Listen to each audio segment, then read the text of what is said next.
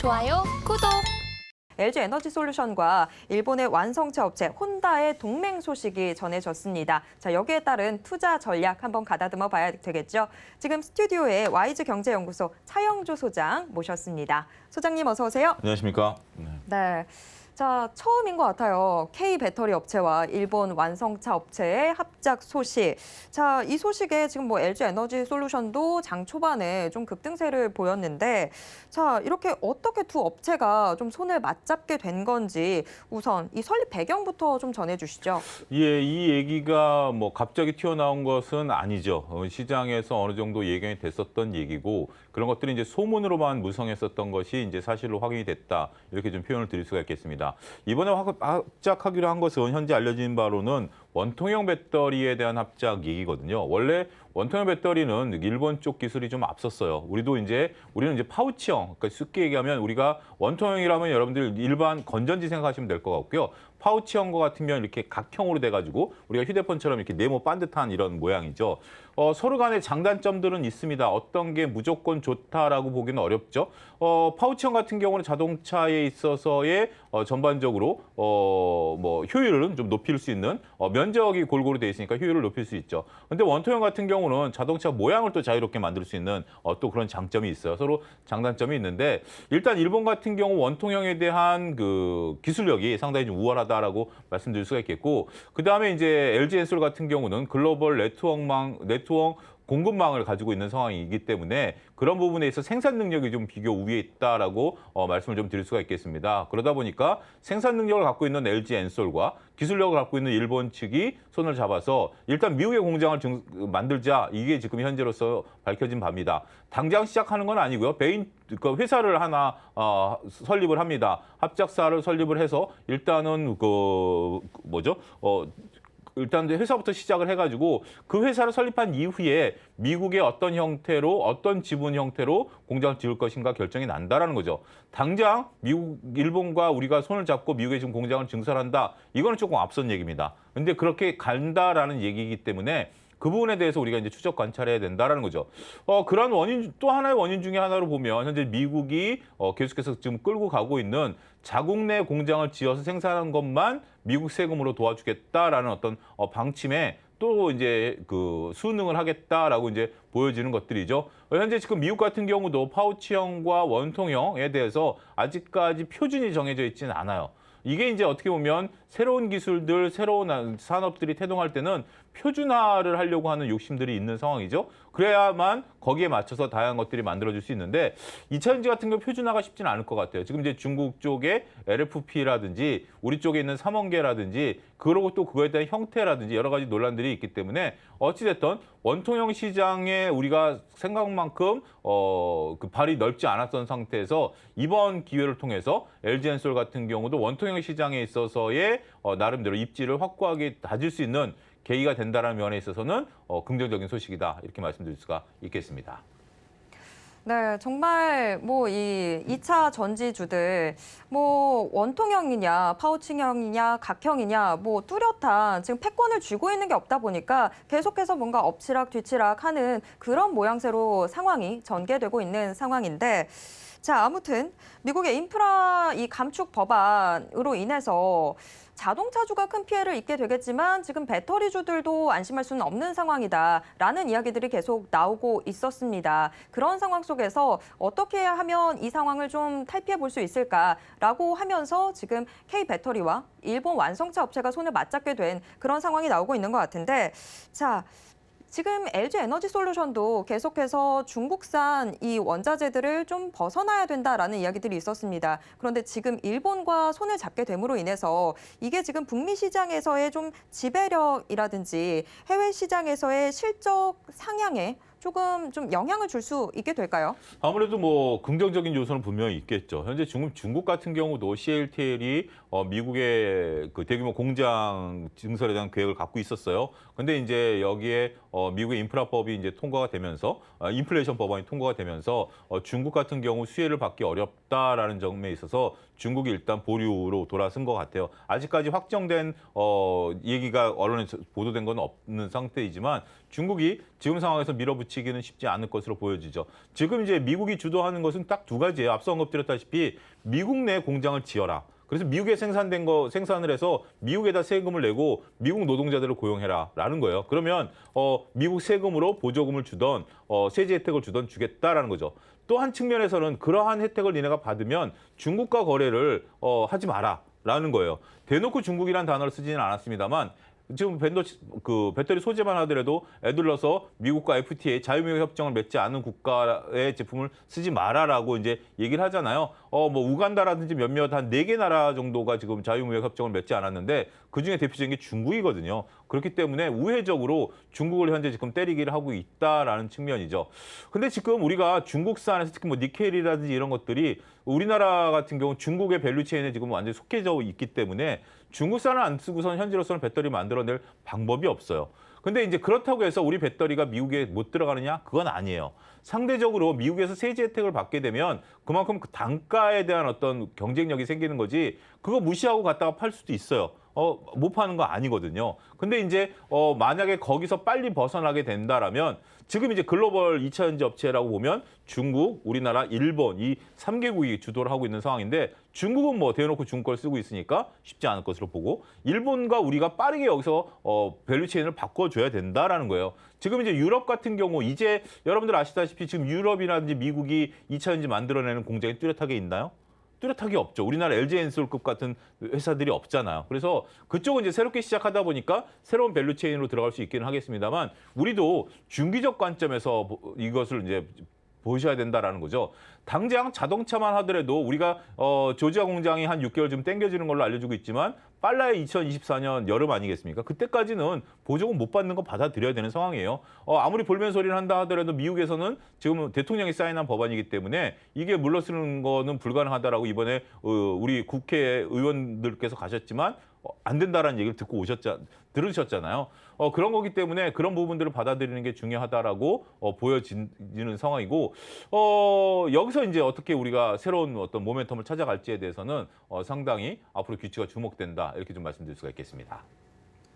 네, 그래도 LG 에너지 솔루션이 지금 현재 시장의 변화에는 상당히 좀 발빠르게 대응하고 있다라고 좀 평가를 해볼 수 있을 것 같은데 북미 전기차 시장 개화에 맞춰서 LG 에너지 솔루션은 계속해서 투자를 집행하는 모습들 보여주고 있습니다.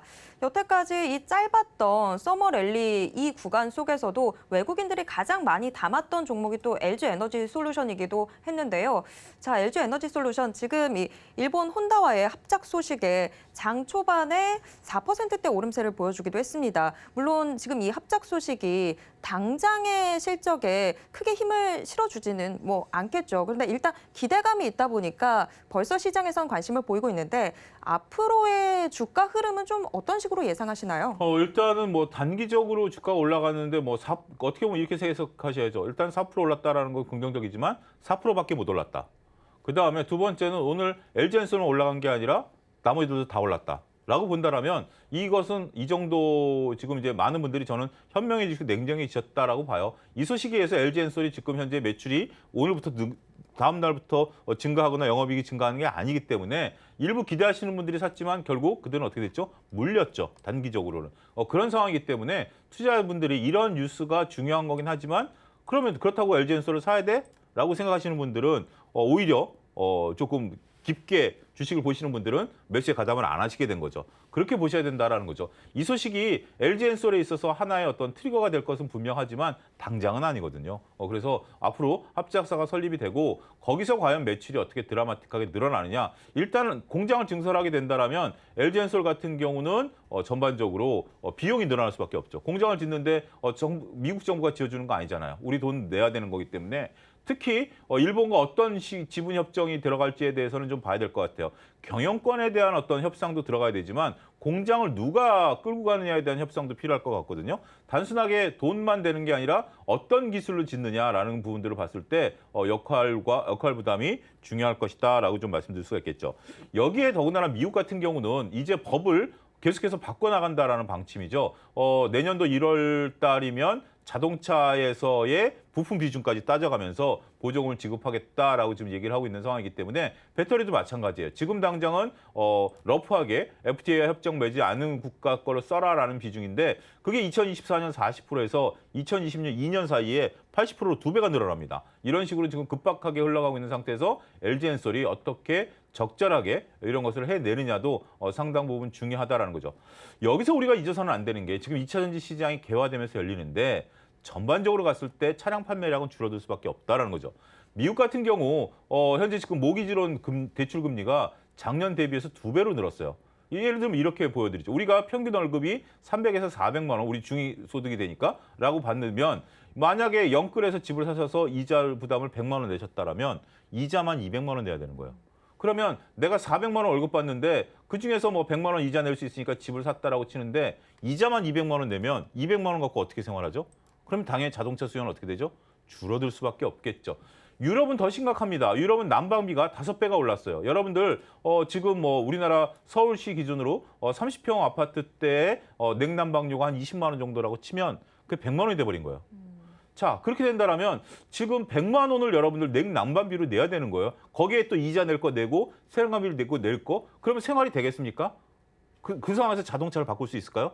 현실적이 어렵게 되는 거죠. 그런 부분들이 지금 현재 금리 인상과 유럽발 불안으로 인해서 환율이 올라가고 불안한 요소예요. 그래서 우리가 그걸 따로따로 보면 안 돼요. 그 소식 때문에 주가가 빠지니까 이거는 악재다라고 하고 야, 배터리는 합작해서 만들어내니까 호재다라고 보면 안 되죠. 합작하지만 이것도 잘 안 팔릴 거라는 거였죠. 단기적으로 봤을 때는. 그런 소식을 놓고 본다라면 지금 당장 LG엔솔에 너무 과격한 기대를 하기보다는 시간을 좀 두고 미국 지금 현재 금리 인상이 어느 정도 일단락되고 환율도 좀 안정이 되면서 경기가 다시 안정을 찾을 때까지는 제가 볼 때는 2차 전지라든지 자동차 업종에 대해서는 분명 자체 악재가 있는 거죠. 외부적인 미국이 보조금을 주고 안 주고 세금을 주고 안 주고에 대한 악재도 악재지만 자체 악재가 지금 보유하고 있다는 거. 현대자동차 같은 경우 2분기 때 글로벌 매출이 5%가 줄었잖아요. 우리나라에서 9%가 줄고 글로벌 시장에 4%가 주니까 평균적으로 5%가 줄었다라는 거. 이게 핵심이거든요. 그런 부분에 대한 것들도 여러분들이 놓치셔서는 안 된다. 이렇게 설명을 드릴 수가 있겠습니다.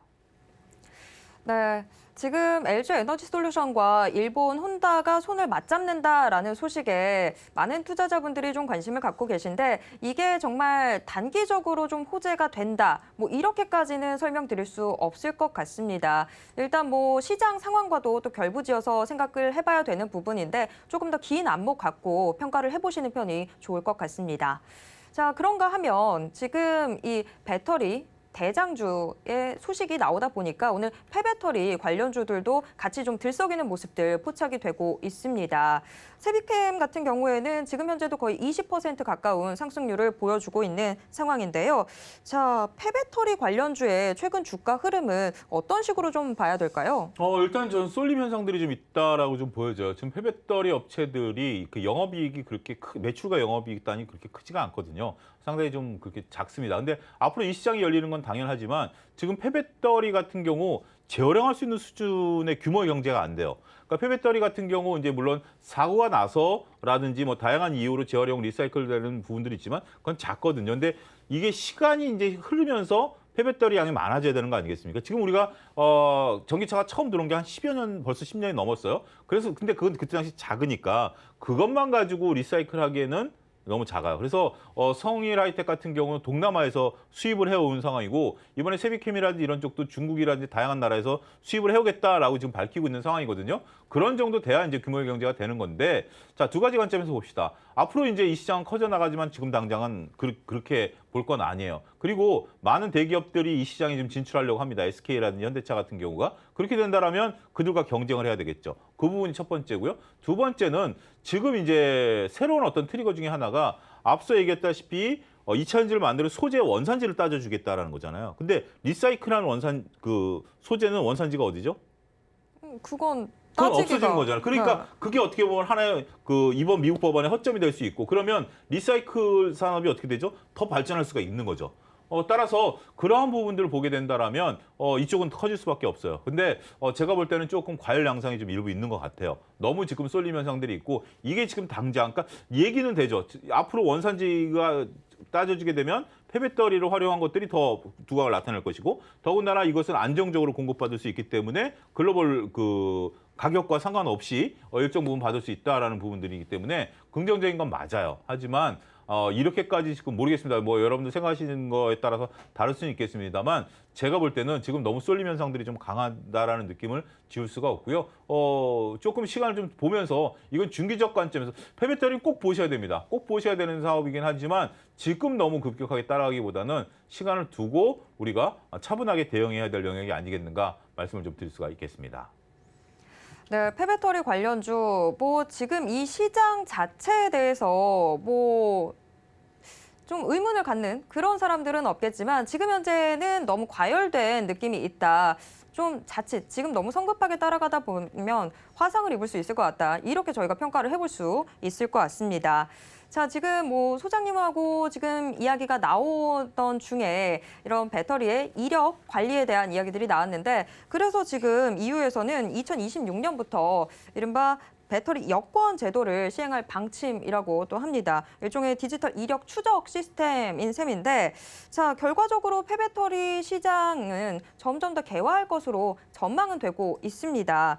자, 배터리 재활용 시장 규모가 지금 뭐 연평균 40%씩 성장할 거다 이런 이야기도 나오는데 자, 폐배터리 관련주 뭐 지금 현재는 과열 양상이라고 하셨습니다만 그래도 앞으로 좀 눈여겨볼 만한 종목이 있다면 어떤 종목이 있을까요? 우리가 근데 여러분들 잠깐 생각해 보셔야 되는 게 유럽에서 왜 굳이 이력제를 할까요?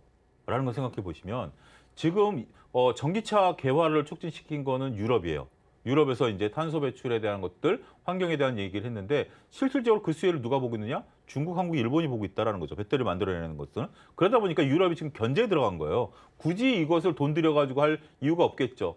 그러면서 이제 뭐 너는 한국산, 너는 중국산, 그리고 그 안에 한국산에서 보면 중국산 몇 프로, 인도산 몇 프로 이걸 해가지고 나중에 통상 압박을 할 수도 있는 빌미를 세우겠다라는 거예요. 그렇게 지금 이제 이 시장이 호락호락한 시장이 아닙니다. 그래서 세계 지금 현재는 자원 갖고 싸우고 있는 지금 상황 아니겠습니까? 그런 것들을 여러분들 읽어내셔야 된다라는 점도 거듭 말씀드릴 수가 있겠고요. 지금 상황에서는 현재로서는 LG 엔솔 같은 경우가 이제 대장주 역할은 충분히 할 것 같아요. 당분간 이 업계에서 대장주 역할을 할 것으로 보여지지만 한쪽에서 소리 소문 없이 웃고 있는 게 소재죠. 우리가 LNF 같은 경우 2분기 실적이 박살남으로써 장중에 흔들렸지만 바로 땡긴 게 공장을 빨리 가동하라 그래가지고 보조금 줘가지고 공장을 가동시킨 거거든요. 그러다 보니까 일회성 비용이 늘어난 건데 그럴 정도로 현재 지금 2차전지 소재는 없어서 못 팔 정도다라는 거고 그다음에 이제 몇몇 업체들에 대해서는 증설 효과가 올 하반기부터 나타나니까 QA 증가가 올 수밖에 없어요. 그런 부분들을 지금 여러분들이 감안하셔서 투자를 하셔야 된다라는 거고 폐배터리 부분은 앞서 언급드렸듯이 지금 공교롭게 상장사가 이제 딱 2개밖에 없다 보니까 집중적으로 관심을 좀 받고 있는 건 사실입니다만 이 부분은 앞으로 경쟁이 좀 치열해질 수 있다라는 점 그리고 규모의 경제를 달성해야 된다라는 점 이런 점들을 여러분들이 차근차근 잘 보셔야 된다라고 말씀드릴 수가 있겠죠. 폐배터리 쪽에 관심은 저는 업황에 대한 관심은 있습니다만 종목에 대한 관심은 좀 다르다 이렇게 좀 정리를 해드릴 수가 있겠습니다. 지금 그러면 폐배터리 시장 자체가 저희가 좀 주목해 볼 만한 종목도 없고 좀 과열된 양상이 있다 보니까 그럼 오히려 좀 배터리 소재 측면으로 투자 전략을 짜는 게 훨씬 더 유리한 상황이 그렇죠. 되는 지금 걸까요? 만약에 여러분들 주식을 사시려고 한다면 소재 쪽이 날 수도 있겠죠. 지금 왜냐하면 소재가 좀 조정을 좀 받으면서 올라가는 부분들이기 때문에 오히려 소재가 날 수 있고요. 셀 같은 경우는 전반적으로 여러 가지 이제 직접적인 타격을 모든 거 매를 다 소재가 셀이 맞잖아요. 셀이 맞은 걸 가지고 소재들이 하는 건데 그 부분에 대해서는 오히려 셀이라는 어떤 강력한 보호막이 있는 소재 쪽들이 좀 낫지 않은가. 장비 같은 경우는 이제 공장 증설할 때는 이제 좀 들어가는 부분들이 있겠습니다만 아직까지는 지금 다들 금리가 올라가다 보니까 모든 공장 짓는 거를 좀 보류시켜 놓은 상태잖아요. 그런 부분들 여러분들이 잘 구분해서 보실 필요가 있지 않겠는가 싶습니다. 네. 자, 지금 소재 관련해서 조금 더 주목을 해보면 좋겠다라고 이야기를 해주셨습니다. 맞습니다. 뭐 워낙에 셀 업체들이 먼저 매를 얻어맞는 상황이다 보니까 소재 측면으로 좀 더 접근을 해보시면 우리 투자자분들도 투자 전략 짜기가 훨씬 더 좋을 것 같은데 그러면 소재 업체 중에서는 어떤 종목 좀 눈여겨보고 계실까요? 공장 증설 효과가 나타나는 에코프로라든지 아니면 첨보 같은 기업들 이런 쪽들이 현재 지금 첨보 같은 경우는 내년에 이제 공장이 완공이 되거든요. 그래서 전반적으로 이제 물론 이제 한때 주가가 올랐다가 지금 주가가 많이 떨어져 있습니다만 글쎄요 뭐 저는 개인적으로 봤을 때 이 정도 밸류 가지고는 좀 뭐 싸다라는 느낌을 충분히 좀 지울 수가 없는 상황이고 그래서 그런 이슈들 그러니까 양극재, 음극재 뭐 다 지금 잘 나가고 있지만 새롭게 모멘텀 물량 확대를 좀 나타낼 수 있는 기업들 이런 쪽들을 한번 보실 필요가 있지 않을까 싶습니다. 좋아요, 구독!